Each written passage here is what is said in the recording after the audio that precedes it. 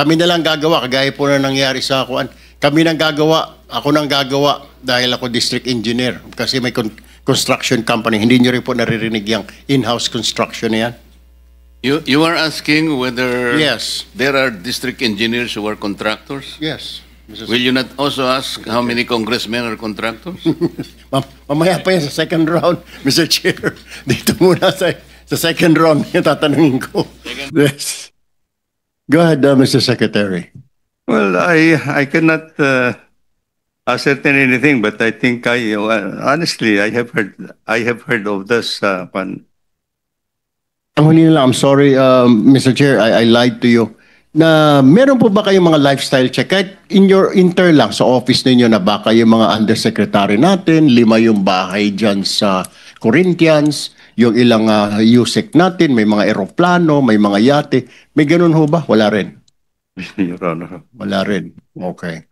Kasi sir, sabi for now, kay kami nag-uusap-usap dito, sa DPWH mo rin makikita ang pinakamayaman na opisyal sa ating bayan. The Department of Public Works.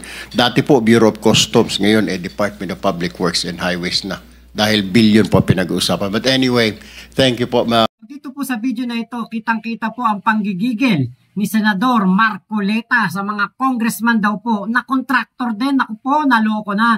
Naku kapag ganyan kapag tungkol sa korupsyon, susuportahan natin syempre si Marcoleta, di ba? Pero pag yung mali at yung binabanatan niya o meron siyang mga pagtutol sa kagustuhan ng taong bayan, nako, hindi natin susuportahan yan. Ito po yung full video. That will come to me that hindi tama, then that's the time that I have to have an action on it, Your Honor. My last question, Mr. Secretary, to give way to to our colleagues here. Mr. Secretary, alam niyo, namamonitor niyo ho ba na karamihan sa mga RD ninyo at district engineer ay mga kontratista din? May mga construction company that they have construction firms, di po? This is one thing that I want to unearth actually in this process, Your Honor. Hindi niyo na rin ba narinig yung in-house construction, Mr. Secretary? Kami na lang gagawa, kagaya po na nangyari sa kuan. Kami nang gagawa, ako nang gagawa dahil ako district engineer. Kasi may construction company. Hindi nyo rin po naririnig yung in-house construction na yan. You are asking whether Yes. there are district engineers who are contractors? Yes. Will you not also ask how many congressmen are contractors? Mamaya pa yan sa second round, Mr. Chair. Dito muna sa second round yung tatanungin ko. Yes. Go ahead, Mr. Secretary. Well, I cannot ascertain anything, but I think honestly I have heard of this one. Ang huli nila, I'm sorry, Mr. Chair, I lied to you. Na meron po ba kayong mga lifestyle check? Kahit in your inter lang sa office ninyo na baka yung mga undersecretary natin, 5 yung bahay dyan sa Corinthians, yung ilang USEC natin, may mga eroplano, may mga yate. May ganun ho ba? Wala rin. Your Honor. Wala rin. Okay. Kasi sir, sabi for now, kay kami nag-uusap-usap dito, sa DPWH mo rin makikita ang pinakamayaman na opisyal sa ating bayan. The Department of Public Works. Dati po, Bureau of Customs. Ngayon, Department of Public Works and Highways na. Dahil billion po pinag-uusapan. But anyway, thank you po, Mr. Chair. I yield the floor. Second round na lang po ulit. Sandali lang po ito, bago ko makalimutan. Madam Secretary of the DBM, will you be able to submit to this committee the flood control projects budget from the unprogrammed funds and BICAM insertions starting from 2023, 2024, and 2025. Yun lamang unprogrammed and BICAM insertions, flood control projects. Kasi po, kaya gusto naming emphasize ito, mas malaki po yung kinikita ng politiko dito sa unprogrammed and insertions. Bigyan ko na po kayo ng example. Yung politiko, sabi po sa report, initial report, pagka ganito yung tipo ng project, 30% siya. yung bidding back and losing bidders. Inaayos po yan eh. That's 5%. Project implementation, andyan na yung DE, at saka yung kakutsaba, quality control, 5%. And then, no, DE and others, 5%. Quality control, 2%. Meron pang COA, 1%. Madam COA, oh, this is an open secret. Regional directors and USEC through the DE, 4%. Contractors tax, 7%. Contractors profit, 15%. Tsaka yung royalty. Ito po yung panghiram-hiram ng mga lisensya. 5%. Alam mo ang total, Madam Secretary? 74%. Ang natitira po sa project, 26% na lang. O ibig sabihin po, kung ang flood control project is 100 million, ang talagang magagamit is 26 million. Talagang walang mangyayari po sa atin. Kaya ko lang po tinatanong, sana padala po ninyo 2023, 24, at saka 2025. We will furnish the committee, Mr. Chair. Okay, tas follow up lang po. Salamat po. Follow up po kasi may valid po yung point niya kanina. Identified na po natin yung 11 probinsya na flood-prone areas per the National Adaptation Plan of the Philippines 2023-2025. Bakit po 5 lamang na probinsya ang napagtuunan doon sa flood-prone provinces na yon? At ang napagtuunan po ninyo, wala po doon sa listahan na yon, is Cebu Province, 414 projects. Isabela, wala din po doon, 341 flood control projects. Albay, 273 flood control projects. Wala din po sa listahan yon. Leyte. Ba't ka napatingin sa akin, Senator Migs? Leyte. Wala din po sa listahan. 262 projects. Senator Baman, Tarlac, kasama kaya okay lang naman. Kasi pareho kaming Tarlac eh. 258 lang. Kung ikukumpara sa Cebu na 440. Camarines Sur, wala po. Camarines Sur, wala. 252. What is the logic, Mr. Secretary? Ang tinatanong po niya kanina, kung nandito lang, wala tayong po problemahin. Whatever equity you have been trying to project, well, equity. Logic. What is the logic? Wala sa flood. Ba't ka maglalagay doon? Hindi nga sa kasali. Para ba nga nangyari, Mr. Secretary? Hindi naman siya nagugutom. Doon ka nagbigay ng paghain. What is the logic? Malalaki po ito eh. Well, excuse me, Your Honor, as I've been trying to explain actually, these are actually, first of all, in the National Expenditure Program that we submit, these are the priority projects that are processed actually in the field, no? In the field.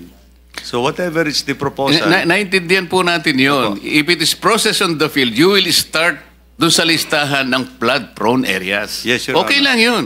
Yes, Your Honor. Do not start with the areas na wala naman pong panganib ang pagbaha. Questionable po yun eh. So dito po makikita talaga yung talagang walang coordination. Kahit ang natutupad na lang talaga rito yung mamaya sasabihin mo kung sino-sino because you have to name names. Sabi mo kanina, ikaw ang nagpanukala nito. So I will ask you to name names later on. Yun muna po. I will call the former Senate President, Senator Subiri, for your questioning. Maraming salamat, Mr. Chairman. Mr. Secretary, good afternoon to all the members of the DPWH Good afternoon. and Secretary Pangandaman and all the other departments. Alam mo, let's address the elephant in the room, Mr. Chairman. Let's already address the elephant in the room. The DPWH is not all at fault. Kasi yan, kanina pa, nahiya lang si Secretary, Mr. Chairman. Pero in our conversations together, but together with Secretary Mina, na mamanggal yung budget. Iba yung NEP, paglabas po ng ng GAA, yung General Appropriations Act. And I've had conversations with the good secretary na sabi niya, wala na yung aming flagship projects. Wala na kaming road right of way. Out of sheer frustration. Hindi kasalanan ni Sec. Yun, Mr. Chairman. Kasi tamang sinabi niya, pagdating sa NEP, vetted na yan. May RDC Council approval yan. Napakahirap, napakaigpit. And the DBM also knows that there's a vetting process. Kaya paglabas po ng budget, iba nang itsura ng budget, wala na po sila magagawa dahil batas po yan. Kailangan po nilang i-implement yun. That's the elephant in the room. Kaya tama si Toby Chanco sa Kongreso kahapon. Ibigay yung mga amendments from the NEP and after the BICAM. Kasi napakasimple lang po yan eh. Ito po yung NEP, ito po yung amount. Yung marami dyan, walang kalokohan na projects, walang flood control, walang cat's eyes, walang pagbili ng solar lamps, paglagay po ng road barrier, rock netting, tsaka yung pintura sa kalsada. Paglabas ng budget, inamend yung budget nila, linagay na po lahat yun. We need to find out the proponents of that, and the President is in the right track. Kasi I've seen the President's frustration when I was Senate President na talagang bakit namamanggal yung budget, ba't nawala yung aking legacy projects. Kaya for 3 years, nawalang legacy project yung ating Pangulo dahil nga, siguro there was a free hand and we're all guilty, no? Both House and the Senate. So, I think, wag na tayo magsanto-santo dito. Ilabas na natin yung listahan. Sino ba nag-amend yan? Tapos depensahan ng congressman o senador sa Luneta kung kaya niyang idepensahan, ba't niya linagay doon? Tama sinabi ni Chairman. Maraming project dyan, ghost. Meron pa nga, hindi ghost. Ginawa, pero kalahati lang. Supposed to be 100 linear meters, naging 15 linear meters na lang. Di dapat kasuhan yun because that's a public infrastructure project. If it is not 100 linear meters under the contract, they do 50 linear meters. You can file a case like what they did to Napoles and file a case against them for substandard projects. Kung pag na yun, gumuhon tubig, gumuho din yung project. Labas ng kabilya, walang kabilya, kawayan lang. Nandun sa Albay, sa home province ng aking nanay. Panay, coco lumber. Diyos ko po. Tsaka bato. Tapos semento. Yung semento, mas manipis pa sa platito yung semento. Yan, kasuhan yan. Kasuhan ka agad yan. Tapos tignan mo yung proponent. Kung wala po sa NEP yan, sino ba naglagay na politiko dyan? Yan ang tanungin natin. Kasi there's always a day of reckoning in the elections. You will always say, kayo pala proponent na itong mga substandard projects. Ay, lagot kayo sa amin kasi binaba kami dito. That's the elephant in the room, Mr. Chairman. I did not want to make an opening statement, but watching this talaga angers me. And I am so happy that the minority leader, together with Senator Lacson, together with Senator Sherwin Gatchalian, our chairman of the Committee on Finance, and the members of Congress now will be transparent. If there are amendments to be made in this budget, let's defend it on the floor. Kung may kalsada doon sa gitna ng probinsya ko ng Bukidnon, walang tulay, yung mga teachers nalulunod, yung mga estudyante nalulunod, I will stand up here and defend a bridge project for that. And then convince my colleagues for that amendment with the approval of the local government unit, the RDC, and the DPWH. Pero yung mga bulagaan lang na after one night, nandun na lahat. Wala na po silang mavevet, wala na po silang magagawa. Kawawa din yung mga to. They become our punching bag. But let's start from the beginning. Where did the funds come from? Where are the sources of these funds? And let's expose it once and for all. Parang sa nangyari sa Napoles, lumabas lahat ng pangalan.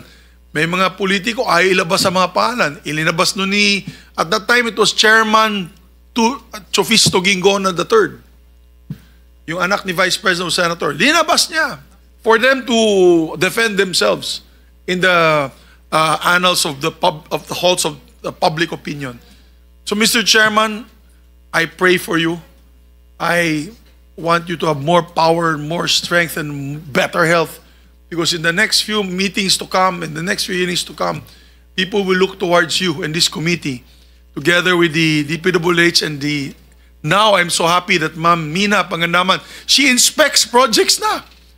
Maganda po yan, ma'am. You're the only secretary of the DBM that I know who's gone out of the office and actually do actual inspection. Kasi tama po yan. Kasi pag humingi sila ng pondo sa project na yan, alam na ni Ma'am Mina, bakit ko bibigyan ng project yan na palpak yung project na yan. So at least alam niya na. So I salute them for now their process for reform. But we must fix what has happened in the past. And if cases have to be filed, let's file the cases if need be. Thank you, Mr. Chairman. Thank you for your prayers, Senator Monsignor. Prayer for you, Mr. Chairman, and the members of this Thank you. committee. Thank you. In my list, Senator Mark Villar, Senator Win, it's your... Thank you very much, Mr. Chairman. Let me direct my questions to the good Secretary. Secretary, may rini-review namin yung mga contractors sa project na isiniwalat ng ating Pangulo nung nagkaroon siya ng press con. At i-flash ko lang po sa screen yan. Ito po yung isiniwalat niya, 15 contractors, iba't ibang projects, iba't ibang bilang ng projects, yung tapos halaga po ng projects. Yung pinakamalaki, 9 billion pesos in a span of 3 years. Pinakamaliit, 4.5 billion pesos in a span of 3 years. Itong mga contractors na ito, Mr. Secretary, sino po ang nagre-review kung sila ay may sapat na kapital, may sapat na kakayahan, meron silang experience? Dahil ang lalaking proyekto ho to hindi ito maliliit na proyekto. Biro mo, isang contractor, number 1, Legacy Construction, 9 billion. Kung i-divide ho natin yan per year, that's about 3 billion per year ang kanyang kontrata. No? So, sino ho ang nagre-review ng capability and capitalization of these companies? Your Honor, I think the licensing of these companies will come from PICAB po, yung Philippine Contractors Accreditation Board. So they have to have a valid license. Correct. Then, okay. Then we look into their experience and technical capability. The third is actually we have to look into their NFCC or net financial contracting capacity. And all this actually, Mr. Chairman, is actually the basis for them to pre-qualify to bid. If they pass all these 3 parameters or requirements, then they would be allowed to bid in any project. But who determines at least the minimum capitalization of a company to be eligible for a project or a group of projects? Kasi like for example, in number 1, in 9 billion, if you divide this into 3 years, that's 3 billion a year. So who determines, sino po ang mayroong responsibilidad na kaya niyang gumawa ng project 3 billion in 1 year? Our Bids and Awards Committee will be the one to scrutinize actually the That's at the district level? At the regional level? Anong pong level? Whoever is implementing the project, Your Honor. Like ito ho, sa mga flood control, sino ho ang anong level ho na? Bids and Awards level? Kasi alam ko meron ho kayong iba-ibang back, di ba? Yes, merong Your Honor. district, merong regional, merong central. So saan ho itong mga project na ito, saan ho ito ini-evaluate? Wherever the project is lodged, Mr. Chair. District or regional? District kung district po yung nag-implement, region kung region yung nag-implement, and national. I'll show next slide po kasi tinitignan ho namin. Like for example po itong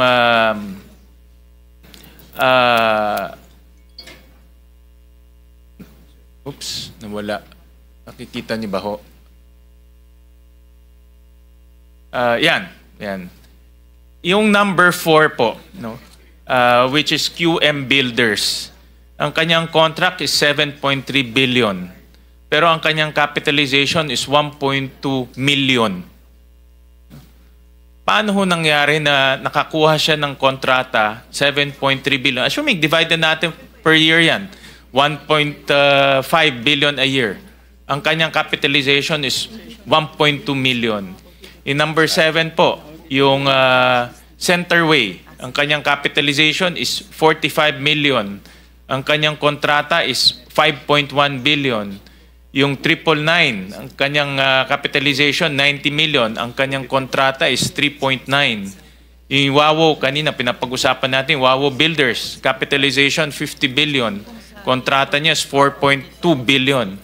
Yung MG sa Median, capitalization 250,000. Ang project niya 5 billion. Although si MG sa Median, meron din ho siyang sole proprietorship na 1.3 billion. Dalawa yung kanyang kumpanya. Next slide, papakita ko ho sa inyo itong QM Builders. Tinignan ho namin yung kanyang financial statements. From start to end, no, from 800,000 all the way to 2,000. Ang kanyang next slide. Yung kanyang financials, ito po. Yung kanyang kinikita, pakita natin. Yan. From 2015 to 2024, revenue is 0. Gross profit is 0. Net income, lugi ho lahat. So paano ho siya nakakuha ng 7.3 billion na never ho siya kumita ni isang sentimo at ang capitalization niya 1.2 million pesos or ang paid up. Ito isa lang to, no? Mayroon pang mga iba ho dyan na tinitignan ho namin. So paano ho nagkaroon ng ganitong contractor na nakakuha ng napakalaking kontrata?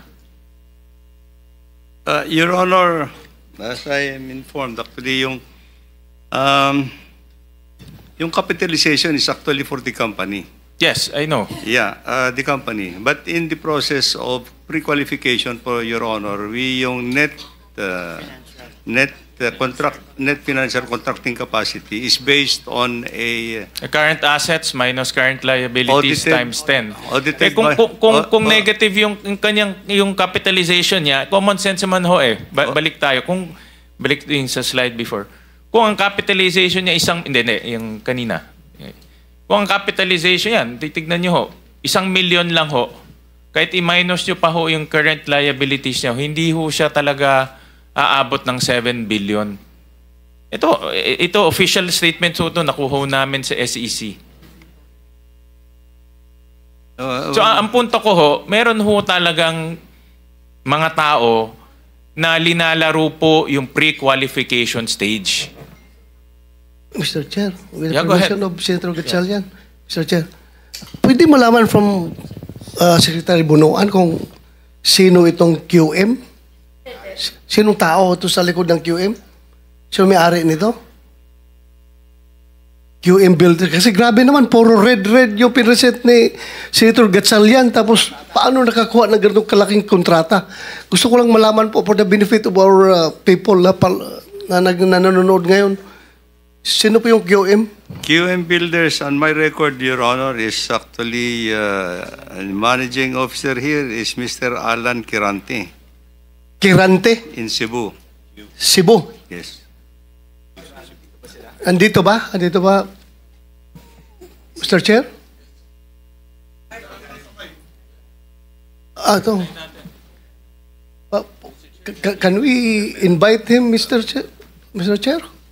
Paupuin natin? Tanungin natin? Alam niyo po kapag napatunayan na mayroon pong mga kongresista na sila rin po ang kontraktor sa mga project, lalo na doon sa kanilang lugar. Nako, dapat po talaga, kung hindi matanggal sa pwesto yan, ay mapagbayad po yan ng malaki. Maipakulong sa kanilang mga ginagawa pong korupsyon. Yun nga mag-donate lang Di ba mag-donate lang ang isang kontratista sa senador. Sinasabi na pong bawal. What more pa kaya yung kung ikaw yung kongresista, ikaw yung contractor, diba, ay mas malaking offense po yun para sa akin. Kaya dapat po talaga ay masilip, maimbestigahan to ng maayos. Buti na lang talaga na ilabas ni PBBM mga issue na ito na hindi nagawa ng dating presidente. Diba, yan ang pinakamainam na nagagawa ngayon ng ating Pangulong Bongbong Marcos. Nililinis niya ang DPWH na naging pugad ng korupsyon, lalo na noong build program. Dahil lahat po ng mga palpak na flood control project ay nangyari noong panahon ni Digong. Abangan pa po natin, marami pa po to, mahaba pa po ang investigasyon na ito na gagawin ng Senado. Sana nga lang po talaga may maipakulong. Dahil kapag po walang naipakulong, naku, parang hindi na po maniniwala ang taong bayan kapag sinabing ang isang tao ay isang kurakot. So yun lamang po, maraming salamat sa pagsama nyo sa vlog ko na ito. Bye-bye, Momo Chup Chup, love you, God bless us all Pilipinas. God first!